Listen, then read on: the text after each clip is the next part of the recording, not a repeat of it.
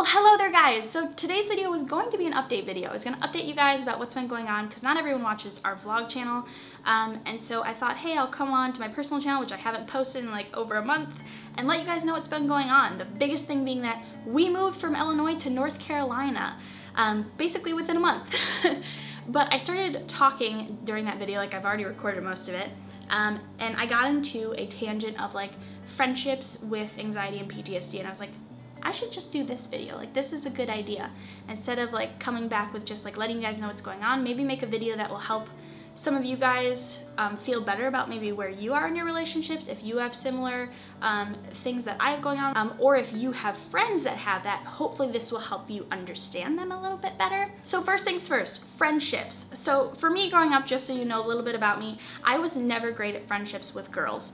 Until my adulthood, like out of high school really, I didn't have any friends that were girls. Most of my friends were all guys, or my friends were the friends of the guy I was dating, and that was pretty much it. I just felt that they were easier to understand, they weren't catty, they were straightforward, you knew what was going on. If they didn't like something you did, they told you, and you know, it was just so much simpler. Now as I got older, I started to realize how important having friendships with other women, especially other moms as I became a mom, how important that was. And I finally like found two friends, one near the end of my high school years and one once I started YouTube as an adult, that really showed me like how awesome friendships with women, other women can be, and how they cannot be catty. So those two friends are Sophia and Brittany, or Bits of Paradise here on YouTube. So Sophia I actually met when we were struggling with the same things, and so my friendship with her has been so simple and understanding on both sides. One of the biggest things for me is that I can't see someone every single day, maybe not even every week, because of my PTSD and my anxiety. My anxiety gets really bad the more I'm around people. Don't get me wrong, I love being around people and I love people, but when it happens for long periods of time, it really takes a toll on my mental stability. Like it just gets me really anxious. And part of that is also because I am more introverted, so I recharge my batteries from having alone time. So when you add that on top of having PTSD and anxiety, it makes for a not so good situation when I'm constantly around people. So for me and Sophia, it was awesome because we were great friends, but we could go an entire month without seeing each other because maybe we were both in rough spots, or one of us was, and we would totally understand what was going on, and no one would be, you know, offended. Or like, why didn't you call me this week? Why didn't you even text me? Why haven't you texted me for 3 weeks?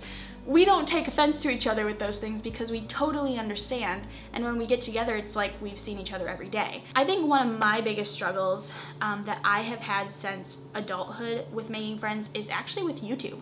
So if you are not a YouTube creator, then you may not know that like a lot of YouTube creators are friends and we start befriending each other and watching each other's content, and I feel like I've really struggled with making like those kind of friendships, even if they're more just like acquaintance type friendships. I've really struggled with that. I think it's because I'm a people pleaser, and so I feel like if I can't put in my full effort into a friendship, I just don't try at all, which is not necessarily the right thing. Like, you don't have to be best friends or nothing. For me, it's just harder for me to have surface relationships, I guess.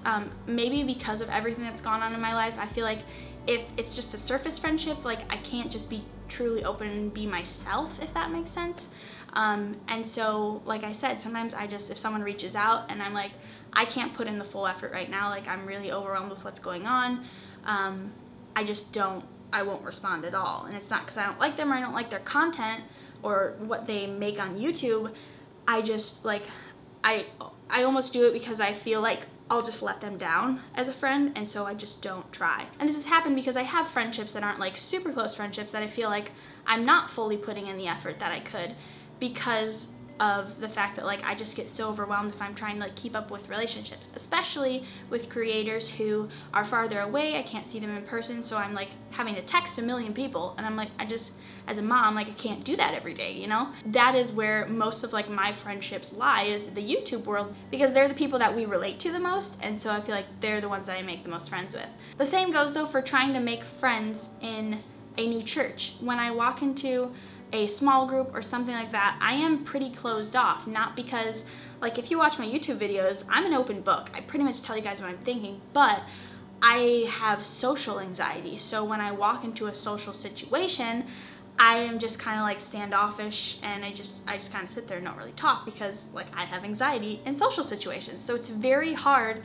It's easier for me to make friends on YouTube, but then that has its own issues than it is for me to make friends in like real life, because real life situations, it's always a larger social gathering usually when you meet someone, whereas like YouTube, it's more one-on-one when you're first talking to someone. So it's been hard for me just to be open about my struggles and what's been going on. Like, I'm not perfect. A lot of people think like, will say like, oh, you guys are relationship goals, or you guys are the perfect family, or you always seem so happy, or how do you stay so positive through everything that you've been through. I still have my struggles. I am not fully through my PTSD journey. I still have social anxiety. I still have flashbacks. Like, I still have these things. I just choose to stay positive and not focus on the negative. It's not because I'm trying to push out the negative or pretend like it doesn't exist, because it does. It definitely does. But honestly, look around this world. Do you guys really want one more place to come on the internet and just see complete negativity? I try my best to keep positive and to share my struggles with you guys, but also to keep the positive side of things, because I am a positive person. If anything's changed, I had a child wake up abruptly from a nap, so I had to go put her back down and calm her down. We just switched her to a toddler bed, and I think she fell out. But I didn't mean for this video to be really rambly. I just kind of wanted to show like the perspective of someone trying to make friends that has anxiety, PTSD, panic attacks, depression, anything along those lines, why it's harder for us to put in as much effort as someone who doesn't struggle with these things. It can feel very, very lonely at times. You know, it feels lonely enough struggling with these things sometimes because of the fact that it can make you not want to go out of the house. That's one thing I really love about doing our vlogs, is it motivates me to get out of the house. And like, it gets me excited to go out of the house, because I'm excited to like go places and film like cooler things and show you guys. And so that's actually really helped my PTSD and anxiety, vlogging has, because not only is it like personal therapy where I'm like talking to a camera about what's going on, but it helps me get out of the house and do things. When you have PTSD, anxiety, things like that, you become very scared to go out of your house, especially if you've had a panic attack out of your house. Like, my first panic attack was at school, and I did not like school. I couldn't stay in any classes after that. Everything just went downhill. Like, as soon as you have a panic attack in a place, it's a lot harder to go to that place again. So my natural personality that I was born with is very different than what I am now. I am way more introvert because of my circumstances and the things that I experienced as a kid and in high school with a certain relationship. So prior to that relationship that I was in, I was still an introvert in that I recharged my batteries alone, but I was very much an extrovert when I was out. I was loud, I was the class clown, I made jokes in class all the time. My choir teacher specifically probably was not super fond of that.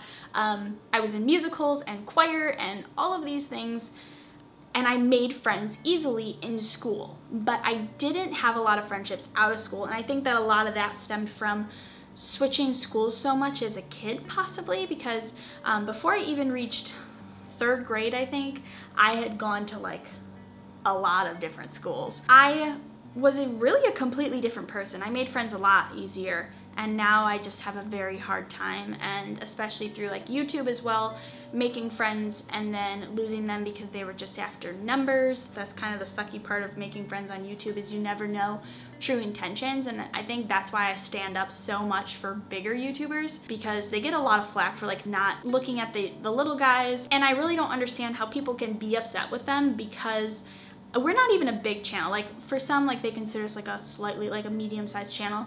I still consider us a small channel. We have even experienced that, and so it must be tenfold for a channel that has 1 million subscribers. It's not because they forgot where they came from, or that, you know, they think they're cooler than you. Don't get me wrong, there probably are some creators that do, but most of them it's just because they're nervous and they don't know the true intentions of that other creator. So I'm gonna end it at that. Hopefully something made sense, and that's gonna be it, guys. I hope that this was helpful in some way, and I will see your wonderful faces next week. Bye.